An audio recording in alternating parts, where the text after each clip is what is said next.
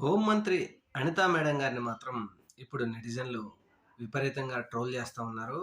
ఎందుకు అనితా మేడం గారిని ట్రోల్ చేయవలసి వస్తుందంటే, ప్రతిపక్షంలో ఉన్నప్పుడు ఆవిడేసిన ప్రశ్నలకు, అధికారంలోకి వచ్చిన తర్వాత ఆవిడ చెప్పే సమాధానాలే 2 ఆవిడే చెప్పుకుంటుంది. ఏంది అంటే, చంద్రబాబు నాయుడు గారు కందుకూరు ఇరుకు గొంతులో సభ పెట్టినప్పుడు 8 మంది చనిపోతే, అసలు ప్రభుత్వానికి సోయి లేదా?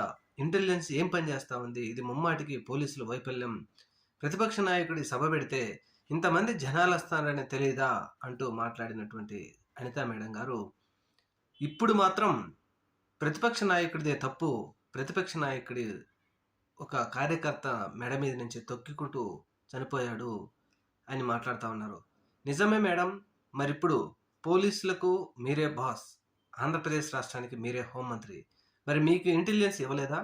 జగన్మోహన్ రెడ్డి గారు ఎక్కడికెళ్ళినా తండోపతండాలుగా జనాలొస్తారని, మరి సెక్యూరిటీ మీరు ఎందుకు ఇవ్వలేకపోయారు? అని చెప్పేసి ఇప్పుడు పెద్ద ఎత్తున నెటిజన్లు విమర్శిస్తూనే ఉన్నారు మన అనిత మేడం గారిని.